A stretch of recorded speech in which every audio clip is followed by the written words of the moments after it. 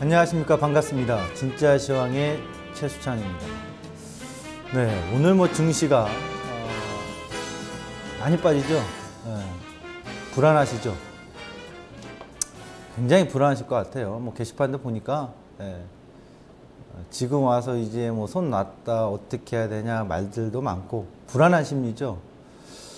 과연 정말 불안한 심리가 계속 지속될까요?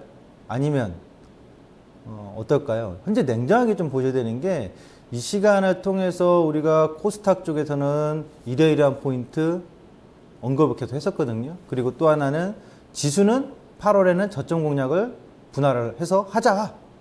근데 계속 내려와요. 고민이 많습니다. 그렇죠?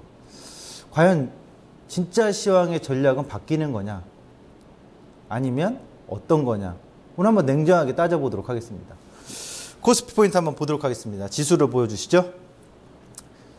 어제였죠. 1930에서 31에서 1921포인트 종합주가지수 그 자리 정도까지 보인다. 근데 와버렸어요 오늘. 왔으니까 또 내려가야 되냐?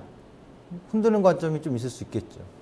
1921포인트로 왔는데 오늘 코스피 포인트 이렇게 보도록 하겠습니다. 어떻게 보냐면 D죽, 박죽입니다. 또 다른 표현을 하자면요, 동생이 형의 발목을 잡고 흔드는 격. 뒤죽박죽이라는 건 뭐냐면 1, 2, 3를 보시면 돼요. 지금 우리나라 증시의 시황과 종목을 전체적으로 보기에 굉장히 까다로운 상황입니다. 근데 정리를 해드리면 이렇게 보여지는 거죠. 보십시오. 전차군단, 은행, 정유, 보험. 이걸 좀 쉽게 표현하면요, 홍금보 아시죠? 영화배우. 지금은 나이가 많이 먹었겠죠? 정, 금융, 금, 보험, 보, 정금보. 전차하고 정금보는 하방 경지개임이 자명하게 보이고 있습니다. 지금 뻔히 보이고 있는 상황이잖아요. 제약, 화장품, 음식료, 건자재, 육상운소, 여행주, 뭐 시멘트주, 그동안 날고 뛰고 했던 주도주들 하락입니다. 조선건설기계, 건조기 너무 메말라 있다고 보여지나요? 매일같이 파랑비가 쏟아지네요. 건조기에. 그리고 항공운송 약세가 계속 지속. 뭐 올라올 모멘텀도 없고 반등조차도 안 주고 계속 질질질. 이쪽 아래쪽에 하단의 섹터는 열중샷. 뭐 쳐다볼 것도 없다 이거예요. 대응의 가치 포인트도 쉽지 않으니까. 뭐 저기서 불규등이 나오면 그런가 보다 해주시는 게 낫죠. 아예 거기 매달릴 필요가 없다는 얘기죠. 이 두 가지가 지금 뒤죽박죽인 거죠. 하나는 하방 경기를 강하게 보여주고 수급도 들어오고 있고, 기존에 잘 나가던 역시 제약밖에 없어. 화장품밖에 없어. 건자재밖에 없어. 시멘트, 여행. 너들밖에 없어라고 바라봤던 종목군들이 느닷없이 실적 시즌에 거의 마무리가 되는 시점 와서 그냥 차익 실현을 확 내놓고 있습니다. 그러니까 종합주가지수는 팡, 당연히 코스닥은 더 팡. 근데 대형주는 별로 팡팡이 안 하죠. 어제도 보시면 지금 갭상승음봉으로 띄운단 말이에요. 시초가는 갭상승을 시작해놓고 누르고, 갭상승을 시작해놓고 누르고 있어요. 근데 코스닥은 어때요? 그냥 팡팡 밀어버리죠. 이게 차이점이 뭐냐면 암시라는 거죠. 대형주는 더 빠질 만한 구멍이 없는 상황에서 띄워놓고 흔드니까 장중의 모습 보면 체감하는 거는 어때요? 굉장히 추워 보이는 거죠. 굉장히 많이 빠진 거죠. 하지만 종가와 종가의 변화 비율을 보면 뭐야 이거? 어제 종가 대비 겨우 뭐 0.5%, 겨우 0.2%, 이제 0.6% 이렇게 빠져나가는 건데, 눈으로 가시적으로 봤을 때 체감적으로 시초가를 띄워놓고 확 빼버리니까 굉장히 많이 빠진 것처럼 느껴지는 거죠. 근데 반대로 코스닥이나 중소형주들은 그냥 바로 시초부터 밑으로 빼버린 다음에 쭉쭉 빼죠. 뺄 자리가 많다는 얘기죠. 이게 지금 시장에 나와 있는 거예요. 그럼 보도록 하죠. 삼성전자 보시면요, 수급을 보세요. 삼성전자 1115, 그쵸?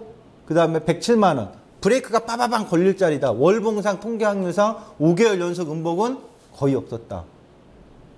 4개월 연속 음봉이 나오면 한 번 반등이 나올 수밖에 없다. 그동안 20몇 년간, 정확히 90년도부터니까 거의 25년, 30년 가까이 그런 행태를 보여줬기 때문에 8월에 음봉이 떨어지면 뭐 그럼 5개월째 연속 음봉이니까 9월 달에 강한 반등이 나올 거고, 아니면 8월 달에 뺐다 끌어올리는 반등이 나올 거다. 그래서 삼성전자 수급 보시면 얽히고 설켜 있죠. 기관과 외국인 넣었다 뺐다 넣었다 뺐다 계속 매도를 해왔다가 그동안에 조금씩 수급이 들어옵니다. 그러니까 반등이 이어지고 있는 거죠. 삼성전자는 더 빼기 싫다는 얘기잖아요. 100만 원, 지금 구해서 100만 원 이탈 안 하겠다는 걸 암시를 수급에서도 해주고 있죠. 다음 자료 하나 보겠습니다. 기아차. 이번 구간에서 제가 지수는 8월에 저점은 저도 불분명하다. 탁탁탁탁 있긴 있는데 어디가 명확하게 언급은 해드릴 수 없다. 단 명확하게 언급한 건 지수에선 올라올 회귀 자리가 있다. 247.36. 그러면서 이제 또 하나 얘기한 건 종목에서는 자동차, 금융, 보험, 정유주, 그리고 삼성전자 브레이크 자리들 이렇게 언급해 드렸잖아요. 근데 공교롭게도 지금 그런 종목들은 하방의 경제가 보여주고 반등이 이어지고 있는 흐름들이 나오고 있는 거죠. 수급을 보면 기아차. 기관들이 쭈르르륵 사들이고 있습니다. 8월에, 7월에 저점 안 깨고 저점 높이고 8월에 고점을 높여나가려고 하는 기초 흐름을 보여주고 있죠. 다음 한번 보도록 할게요. SK이노베이션입니다. 정유주 언급했습니다. 에틸렌하고는 다르다. 화학주들하고. 나프타 가격의 스프레드가 그렇게 뭐 심하지 않다. 그러면서 유가의 흐름이 이렇게 굴곡이니까 뭐 20달러까지 확 가지 않을 것이다. 뭐 36불에서 60불 사이에서 왔다 갔다 하니까. SK이노베이션도 보면 외국인들 왜 유가 20달러까지 간다면서요. 시장의 뉴스들은. 그럼 SK이노베이션 왜 사요? 팔아야 돼. 외국인들은 계속 지금 한 달 내내 가깝게 7월 28일부터 지금 계속 순매수인데요. 받아주고 있다는 얘기죠. 그러니까 하방 경쟁이 있다는 얘기죠. 다음 하나 보면 신한지주, KB금융 같이 보면 되는 건데요. 신한지주도 보시면 은행주도 시간으로 나와 있잖아요. 네? 미국 금리 인상하겠다는 얘기. 외국인 기관 동반 순매수를 보여줍니다. 그러니까 빠지지도 못하고 하방은 경직을 보여주고 있죠. 버텨주고 있다는 얘기죠. 하나 더. 금리 인상과 관련된 하나생명, 보험. 보험주들도 보시면 기관과 외국인 수입이 같이 동반 쌍끌이로 들어옵니다. 그럼 이제 정리를 해서 차트를 가지고 설명을 쫙 한번 들어볼게요. 지금 시장은 과거처럼 동반 순환매가 나오는 것도 아니고요. 다 따로국밥이에요. 그 지수 분석하는 것 자체가 정말 까다롭고 힘든 겁니다. 그럼 지수는 지금 완전 하락장이냐? 그건 아니에요. 오늘 시간 배분을 잘해가지고 제가 내년까지도 상반기 그림을 그리고 있어요. 그 그림을 한번 그려드릴 겁니다. 그러니까 지수는 지금 저번에 얘기해드렸죠. 뭐 대세 상승, 예? 유동성 장세. 그럼 제가 뭐라고 했습니까? 거기다 대고. 그런 말 하는 것 자체가 사기다라고 했잖아요. 그런 장세 아니에요, 지금. 그럼 하락장입니까? 하락장? 내려오고 있으니까 하락장은 맞지만 큰 틀에서 경제 전반을 봤을 때 우리가 IMF처럼 그런 엄청난 침체 하락장이냐? 아니면 유동성을 퍼 올려가지고 막 2009년도처럼 유동성 장세를 끌어올리는 장세냐? 아니면 실적 장세냐? 다 아니에요. 하락 장세도 아니고요. 전반적으로 그게 아니다. 그냥 과도기 안에서 갇혀가지고 이러지도 못하고 저러지도 못하고 하는 제가 봤을 땐 과도기 장세가 계속 이어지고 있는 거예요. 그럼 주가의 모습을 보면서 가도록 하겠습니다. 보시죠. 먼저 지금 하방 경직을 보여준 종목들. 얘네들은 일봉상으로 보겠습니다. 이 종목군도 일봉으로. 보십시오. 삼성전자는 어때요? 빠져나가지 못하고 버텨나가고 있죠. 그렇죠? 삼성전자 왔다리 갔다리. 그럼 월봉 얘는 봐야 되겠죠. 월봉상 보시면 1, 2, 3, 4, 5. 음봉 나와. 그냥 나와봐. 나오려면 나와봐. 다음 달에 넌 양봉이야. 가능성이 매우 높아지는 거죠. 그럼 일봉상 또 볼게요. 자동차 섹터를 가볼까요? 현대차, 기아차. 얘는 뭔데요? 넌 누구니? Who are you? 왜 얘는 신곡 8월 달에 자기 고점을 넘어갈까요? 그동안은 계속해서 자동차에 대한 자료 세타를 갖고 왔죠. 그럼 하방 경제 보여준 것 뿐만 아니라 얘는 탈출하겠다. 나는 너희들하고 달라. 수준이 달라, 레벨이. 너희들은 저점 찍어. 나는 올라갈게. 보여주는 거잖아요. 그럼 현대차도 마찬가지죠. 이쪽 세타 두 개의 힘이 합해서 시가총액이 얼마예요, 대략? 현대차 그룹 3인방하고 삼성전자 300조가 넘잖아요. 약. 대략입니다. 예. 정확히 또 꼬치꼬치 따지지 마시고요. 이 종목군들 시장에서 300조 넘는 애들이 불끈 버텨주고 있으니 지금 빼는 것들은 다 뭐예요? 싼매죠, 싼매. 싼매가 뭘까요? 싸게 매수하라는 신호죠, 지수는. 그 다음에 은행 섹터도 봅니다. 은행 섹터도 시가총액이 작지 않잖아요. 하방 7월 달에 다다다다닥 다중바닥 만들고 타다닥 올라오고 있죠. 하방 경직을 보여주는 섹터죠. 보험. 하나생명 보면. 왜? 8월에 고점 나가고 있는데요. 동부화재. 삼성화재. 버텨주고 있잖아요. 하방 경직을 만들고 있죠. 그럼 이런 섹터들이 하반기에 우리가 뚫어져라 봐야 되고 대응의 관점이 이쪽에 있지 않느냐. 근데 이 종목군들이 시가총액 합치면 작아요? 아니죠. 종목들은 그렇게 많지 않아도 무겁단 말이죠. 그럼 지수 자체는 하방의 경직을 만들어주고 반등을 모색할 수 있는 힘이 나올 수 있는 게 힌트가 여기서 주어지지 않나라고 봐요. 그럼 주도주들이 빼는데요. 시장이 꺾인 거 아닙니까? 이게 다른 거예요. 과거에는 주도주들이 빼면 시장이 같이 꺾여서 확 나가야 되는데 기존에 지금 이 종목군들을 먼저 싹 빼놓고 밑에서 모락모락 불 피우고 있고 눈치 못 채게. 근데 기존의 주도주들은 어때요? 느닷없이 투투투투. 그러니까 시각을 보면 이거 완전히 꺾이는 거구나라고 보여질 텐데 다르단 말이죠. 그럼 손가락으로 제가 한번 표시를 해드릴게요. 이들은 밑에서 아궁에서 불을 살살 떼우고서 올리죠. 근데 기존에 먼저 빼버렸죠. 이렇게 돼 있죠. 그럼 지금부터 보는 종목군들은 주봉으로 볼게요. 어떻게 돼 있냐. 쭉 올려놓고 있어요. 그러다가 외봉으로 삐레침으로 확 빼고 있는 거죠. 외봉으로 6개월, 1년 이내 계속 빼는 종목 없어요. 빼면 바운딩을 쳐요. 왜? 단기 급락에 따른 충격 반발로. 기존의 이 종목군들은 너무 장기간 빠져서 모락모락이고 지금 이제 주도주 보여줄 종목들은 쭉 올라갔다가 또 너무 많이 올라왔다야. 성장은 너무 많이 했어. 팍 빼는 거죠. 밸류 자체를.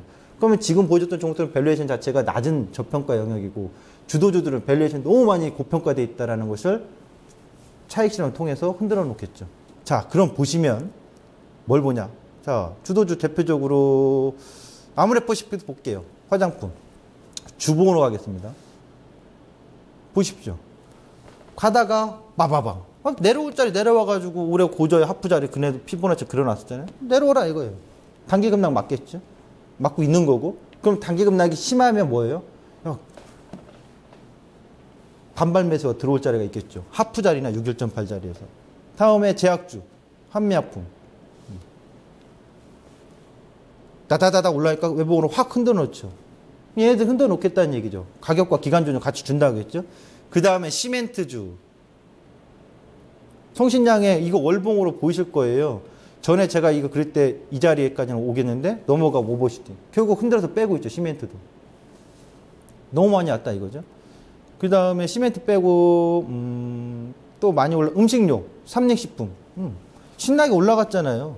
그동안 뭐 좋았죠. 뭐 5만 원대에서부터 뭐 40만 원까지 갔으면 한계점은 아무도 모르지만 가격 변동을 주면서 흔들어놓고 있으니 이젠 좀 기간과 가격 조정을 거치겠다는 걸 암시해 주는 거고요. 그 음식료는 뭐 삼립식품과 더불어서 뭐 이렇게 보시면 되겠고 전반적으로. 육상운송에서 CJ 대한통운, 한진. 너희들도 좀 쉬어 이제. 흔들어놓은 기간 조정이 보이죠. 오락주 볼까요? CJ ENM, CJ CGV 많이 왔잖아요. 가격 조정과 기간 조정을 좀 주면서 흔들어 놓는 거. 주도주가 완전히 추세가 꺾인 건 아니지만 워낙 급하게 올라온 고점에서 외봉 삐레침으로 가격 조정을 같이 주고 있죠. 자, 또 아까 뭐 있었죠? 저도 갑자기 기억 안 나네요. 이제 방송 이게 라이브다 보니까 저도 기억이. 건자재주, 벽상, 뭐 LG하우시스, 한샘 30만 원대 글쎄요 그랬었잖아요. 실적은 좋은 건 알겠는데 흔들어 놓겠다는 얘기 조금씩 좀 쉬어가는 타이밍을 만들겠거나 여기서 이제 갈리는 거죠. 주도주들은 실적이 앞으로 좋을 종목들은 또 흔들더라도 또 갈 거고 그렇지 못한 종목은 계속 밀려서 기간 조정과 가격 조정을 할 거고. 이런 밸런스를 만들어 놓은 거죠. 이 정도까지만 정리를 하면 돼요. 그러면 어떤 그림이 나올 거냐? 생각을 해봅시다. 이 종목이 한샘이라고 예를 들면 한샘이 당장 30만 원에서 15만 원까지 빠질까요? 아니겠죠. 올해 저점과 고점을 그려놓으면 공교롭게도 전에 음봉이 있는데 38.2짜리 피보나치. 많이 빠지면 20만 원? 정말 설마 빠진다는 얘기가 아니라 온다면? 그러면 당연히 리바운딩이 나오겠죠. 올 거니. 기존 주도주들을 올렸다가 빼가지고 흔들어서 단기 폭락을 만들면 단기 폭락에 따른 리바운드 국면이 머지않아 나올 거고, 이렇게. 많이 빠졌던 애들은 아까 하반 경제 본 쪽들은 서서히 모락모락 편하고, 그럼 얘네들이 같이 만나는 시점이 있겠죠. 그럼 하반 경제 애들이 좀 더 이어지고 폭락하는 단계 폭락하는 주도들이 빠졌다가 이제 반발 매수가 나올 때는 둘 다 동반 반등의 힘이 나타나겠죠. 그럼 지수는 반등할 수밖에 없죠. 그 시점이 이제 오매졸만 우리는 기다리고 있는 거죠. 그게 지금 오늘의 포인트예요. 이렇게 보시면 되겠고요. 코스닥을 보러 가겠습니다. 코스닥은 좀 할 말이 많은데요. 간단하게도 하죠. 간단 명료하게. 코스닥 지수 한번 볼까요? 코스닥은 어제도 얘기했죠. 660 정도 보일 것이다라고. 거품 제거입니다. 포인트 뭐냐? 거품 제거를 하고 있는 거예요. 잔치집에 가가지고 이래라 저래라 꼬치꼬치 따지면 다들 싫어하겠죠? 그동안 코스닥 잔치집이었잖아요. 신용이 늘어나든 실적이든 뭐든 관계없이 무조건 띄우면 다 그것만, 성장만. 1분기까지는 그나마 실적을 기반으로 하는 뭐 IT나 제조업 이런 것도 있었는데 2분기부터 붕붕 뜰 때는 잡은 사람은 뭐 기뻤겠지만 못 잡은 사람은 이거 왜 안 잡았 이랬을 거라고요. 근데 안 잡은 게 당연한 거예요. 왜? 자기가 소신껏 봤을 때 얜 실적도 안 되고 아무리 미래 가치 성장 있고 아무리 좋은 특허가 나오고 동반 어떤 그 업종의 테마가 올라간다 하더라도 투자자 입장에서 자 과연 이런 매출과 이런 실적을 갖고 이렇게까지 밸류에이션 퍼가 뭐 4,000배가 나온 것도 있어요. 300배 기본이잖아요 요즘. 근데 과연 그런 종목을 내가 쫓아가서 살까? 싫어. 안 사는 사람이 저는 박수받아 마땅하다고 봐요. 그리고 여기다 써놨죠. 코스닥 포인트 보도록 하겠습니다. 코스닥 포인트 보면 거품 제거. 실적 시즌인데 전자공시를 좀 활용 좀 합시다. 저는 요즘 밤새도록 그 전자공시를 일일이 다 체크해서 보느라고 눈이 아주 그냥 충혈될 정도 빠집니다. 쏟아져 나오고 있거든요. 코스닥도. 공부 좀 합시다. 공부를 해보면 어떠냐면 실적 우상향의 관심주들이 여러 개가 있어요. 이거 말고도 많이 있겠죠. 뭐 근데 제가 본 거 비쌤전자, 태광, 와이솔, 딜리, 동국SNC 등 무지하게 많습니다만 대표적인 거 이걸 얘기하는 게 아니라 오늘은 거꾸로 하나씩 가도록 할게요. 인트론 바이오 보도록 할게요. 바이오주들 인트론 바이오 실적을 보면요. 반기보고서 나왔거든요. 지금 1분기 매출액이 23억이에요. 이 영업이익이 지금 나온 게 4억 정도거든요. 시가총액이 얼마인가 보면요. 7천억이에요. 7천억. 7천억. 인트론 바이오가요. 퍼가 얼마예요, 저게? 계산 자체가 뭐 안 되죠, 뭐. 근데 주가 자체가 빠지는 거. 이제 와서는 근거를 대면. 그래, 너 좀 이상해. 어떤 그 얘기의 근거가 좀 되죠? 또 하나 보도록 할까요? 다음 쪽 뭐죠? 네고캠 바이오. 계속 적자예요. 반기 보고서도 적자예요. 반기 보고서 밑에 내려온 거 있죠? 여기 아직 HTS는 제공이 안 되는데 반기 보고서는 적자예요. 44억인가요, 저게? 근데 주가 봐요. 그냥 올라갔잖아요. 바이오라는 자체만으로 상반기에 올라갔잖아요. 그거 당연히 너 말도 안 되는 녀석이구나. 빠지는 거죠. 오바이트 하는 거죠. 다음 종목 볼까요? 또 하나? 제넥신. 엄청나게 올라갔어요. 뭐 2만원, 3만원대에서 뭐 15만원대까지. 이 종목은 그래도 영업이익이 좀 흑자로 전환이 됐어요. 흑자 전환에 대해서는 그래, 그 좀 인정을 좀 해줄 수 있어. 이 정도는. 흑자라도 났으니까. 근데 이 종목도 보면 시가총액이 7,700억. 과연 이 종목은 실적이 흑자 전환해서 그거는 어느 정도 부합을 했지만 과연 저 정도 실적? 아니 뭐 매출액 자체가 100억대인데 영업이익도 그렇고 40억대. 그 정도 가지고 시가총액 7천억, 8천억까지 줄 만한 밸류인가요? 그런 거 따진다면 이제 이것도 뭐잖아. 가격과 어떤 고민하는 투자자들 사이에도 고민이 나오겠죠. 그러면 가격 조정과 기간 조정 같이 나오는 거죠. 또 그 외 종목군들 많습니다. 이렇게 하나씩 지금 관계보도를 따지려면 장 끝나서 밤 새도록 해도 그날 하루 종일 종목 보기 힘들어요. 한 새벽 1, 2시까지는 봐야 돼요. 여러분들 그렇게 좀 보십니까? 본인이 투자하고 있는 바이오나 이런 종목군들에. 그렇다면 지금 가격 조정 오는 거 당연한 거고 어제 제가 속 시원하다고 표현해서 좀 죄송하지만 그럴 수밖에 없는 상황이잖아요. 코스닥은. 그렇게 좀 보시면 될 것 같아요. 여기서 이제 시장 이슈로 넘어가서 좀 보겠습니다. 중국 위기설이요? 중국은요. 대만, 한국, 대만, 일본의 과거 학습을 그대로 하고 있는 겁니다. 제가 뭐 중국에 대해서 이런 표현을 하나 이따 자료를 보실 텐데 보면서 설명드릴게요. 미국 금리 인상이 당장의 위기는 아니라고 봐요. 제가 눈으로 얘기했죠. 미국이 70년대, 80년대 이후부터 계속 미국 금리 인상하는 시기에 폭락은 없었어요. 단기 하락돼서도 폭락은 없었어요. 그래서 계속 그냥 굴곡이라고 했잖아요. 그 1년 기간은. 뭐 그런 과정이니까 미국은 크게 급락의 위기라고 볼 수가 없어요. 국내 모멘텀은 아까도 했지만 낮은 밸류에이션과 3분기 환율 효과에 따른 기저효과를 좀 볼 가능성이 있다라는 게 기대 심리입니다. 다음 자료 중국 위기설에 대해서 얘기하겠습니다. 중국에 투자하고 싶으신 분들 바닥 논쟁 하지 마세요. 이걸 보시죠. 과거 80년대 초중반에 일본에 하나씩 확대가 가능할까요? 하나, 둘, 셋 이렇게 보면 과거 일본이 금융개방을 80년대 초반, 초중반 했잖아요. 어떻게 됐냐?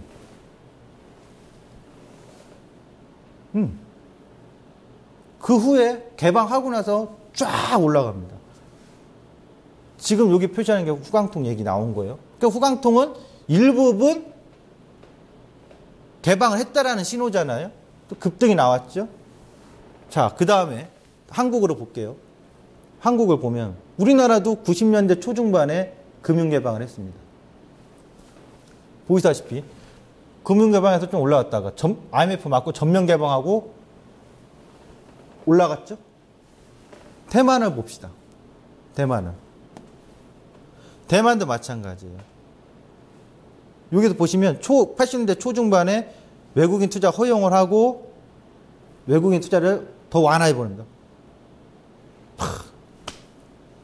중국은요. 한국과 대만과 일본의 과거의 경제 상황과 어떤 금융시장의 시스템 등 여러 가지를 답습이라고 할까 좀 굉장히 유사하다고 봐야 되겠죠. 그거를 이제 과연 공부를 해서 우리는 너희들처럼 당하지 않을 거야. 아니면 똑같은 모습을 보여줄지.